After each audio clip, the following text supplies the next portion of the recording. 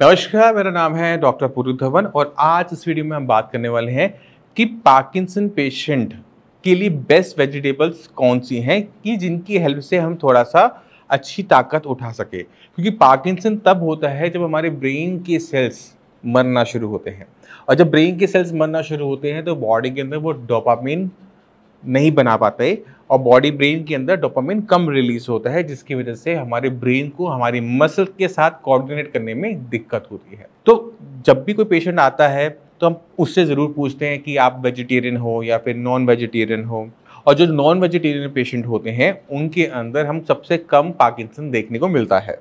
आपको सच बता रहा हूँ मैं आपको। अब हमने जो पेशेंट वेजिटेरियन है, कुछ पेशेंट ऐसे होते हैं जो अपनी डाइट को बिल्कुल चेंज नहीं कर सकते, वो उसमें डाइट भी एग भी ऐड नहीं करते, वो कहते हैं कि हम वेजिटेरियन हैं, हम वेजिटेरियन ही रहेंगे, हमें आप ठीक करो।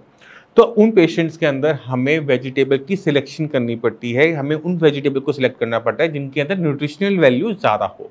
अक्सर हम ये देखते हैं कि पार्किंसन वो जो पेशेंट है वो अक्सर घिया तो टिंडा ज़्यादा खाता हुआ हमें देखने को मिल जाता है, क्योंकि उनको लगता है कि खाना लाइट करने से उनकी बॉडी में इम्प्रोवाइजेशन होगी। तो पहली चीज़ कि मैं अपनी लिस्ट बताऊं उससे पहले कि अगर आप सिर्फ घिया तोरी टिंडा खाते हो तो आज के बाद इस वीडियो को देखने के बाद बंद कर देना। आपको चाहिए सारी वेजिटेबल्स खाना और उनको रोटेशन में रखना, और उस रोटेशन के अंदर जो वेजिटेबल्स मैं आपको बताने वाला हूं उनकी मात्रा को बढ़ा देना। आप वेजिटेरियन हैं तो अपने खाने के अंदर सबसे पहली चीज़ आप ऐड करोगे वो है दाल, क्योंकि दाल आपका सबसे बड़ा सोर्स होगा प्रोटीन का, सबसे बड़ा सोर्स होगा न्यूट्रिशनल वैल्यूज़ का। तो आपने अपने खाने के अंदर दाल ऐड करनी है। अब चाहे आप दाल की रोटी बनवाओ, दाल के अंदर आटे को गूँथो, या दोपहर के अंदर दाल की कटोरी भर कर लो, कुछ भी करो, पर दाल आप साथ में हर टाइम के खाने में ज़रूर रखोगे, क्योंकि आपका मेन बिल्डिंग ब्लॉक वही है। क्योंकि वेजिटेरियन खाने के अंदर प्रोटीन की हमें कमी देखने को मिलती है, इसलिए हम दाल ज़रूर ऐड करवाते हैं। अब दाल के साथ सब्जियां भी कोई चाहिए होती हैं, तो जैसे मैंने बताया कि घिया तोरी टिंडा सिर्फ नहीं खाना, आपने रोटेशन में रखना है। तो आप एक काम और कर सकते हो, जैसे घिया तोरी टिंडा खा रहे हो तो उसमें दाल को ऐड कर दो, कोई भी दाल जो आपको पसंद है उसमें आप ऐड कर दो, और उसे रोटेशन में सब्जियों के साथ, बाकी सब्जियों के साथ रखो। जब सब्जी में हम बात करते हैं तो मैं आज 5 सब्जियां लेकर आया हूं जो आपको अपने डाइट के अंदर मात्रा बढ़ा देनी चाहिए। रोटेशन तो रहेगी बट मात्रा ज़्यादा होगी। जैसे आप दिन में, हफ्ते में आपने एक चार्ट बना रखा है, तो ये सब्जियों से जो सब्जियां बनती हैं उनकी मात्रा को आप ज़्यादा रख सकते हो। जैसे हफ्ते में 2 बार रख लिया या 10 दिन में 2 बार रख लिया, जिससे उससे थोड़ा सा हम बेनिफिट ज़्यादा उठा सके।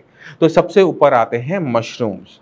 मशरूम्स के बारे में हम सब जानते हैं कि मशरूम्स में ताकत किसी और सब्जी के मुकाबले ज़्यादा होती है, उसमें प्रोटीन ज़्यादा होता है, उसमें विटामिन मिनरल्स ज़्यादा होते हैं। अब मशरूम्स जो हैं बहुत सारे टाइप के आते हैं, बटन मशरूम आते हैं, फ्लैट टाइप के भी मशरूम्स आते हैं जो कि आप स्क्रीन पे देख पा रहे हैं। इन सभी को जो भी मार्केट में आपके घर के आसपास अवेलेबल हो उसको आप अपनी डाइट के अंदर ऐड करेंगे। अब मशरूम के साथ आप मटर डालो, मशरूम के साथ आप आलू डालो, फर्क नहीं पड़ता, मशरूम होगा।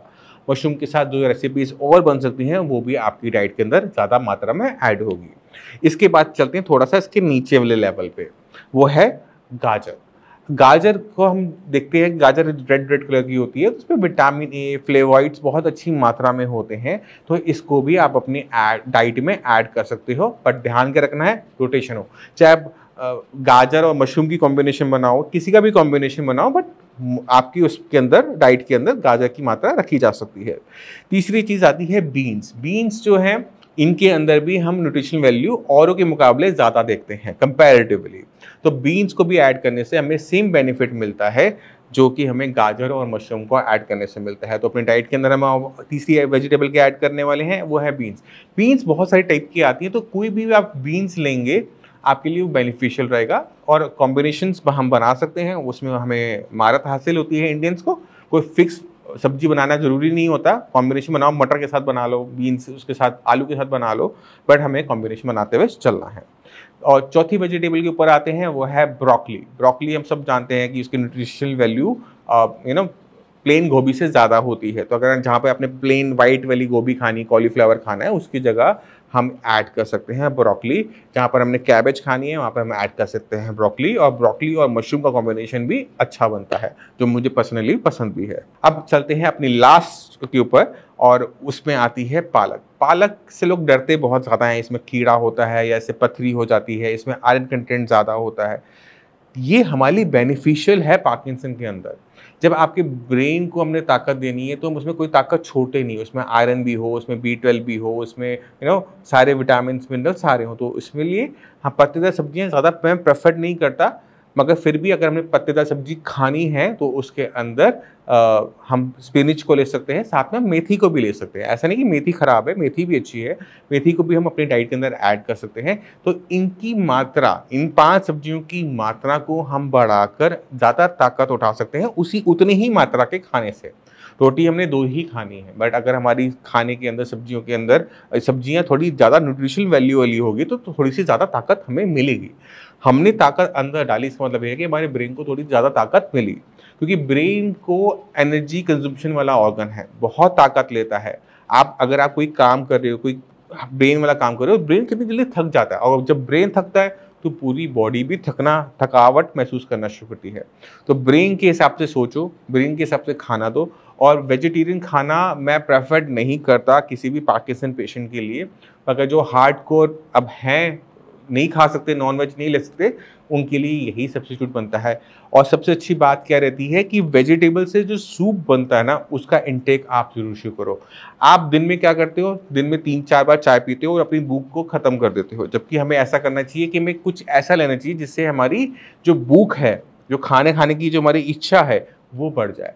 और उसमें सूप बहुत अच्छा काम करता है। तो पालक है, चुकंदर है, गाजर है, मशरूम है, इन सबको सूप फॉर्म में आप इनटेक करोगे तो ताकत भी गई और आपकी भूख भी पहले से बेटर अच्छी लगेगी। इसलिए जब हम 5 स्टार होटल्स में जाते हैं तो क्या करते हैं, सबसे पहले सूप ऑर्डर करते हैं। सूप क्यों प्रेफर किए जाते हैं, क्योंकि ये आपकी एपेटाइजर की तरह वर्क करते हैं, आपकी भूख को वो खोल देते हैं और आपका जो खाना इनटेक है वो पहले से बेटर हो जाता है। तो चाय को अपनी डाइट से निकालो और दिन में 2 बार बढ़िया सा सूप बनाओ, उसमें दाल भी डालो, उसमें मिक्स वेजिटेबल्स भी डालो, कभी पालक ज़्यादा कर दी, कभी चुकंदर ज़्यादा कर दिया, कभी मशरूम ज़्यादा कर दिया। इस वेरिएबिलिटी के साथ आप अपनी डाइट को इन्हांस करो, इनरिच करो, जिससे पार्किंसन पेशेंट जो हैं आपके फैमिली में या आप खुद हैं, उनकी ब्रेन को अच्छी न्यूट्रिशन वैल्यूज़ मिले और वो पहले से बेटर वर्क कर सके।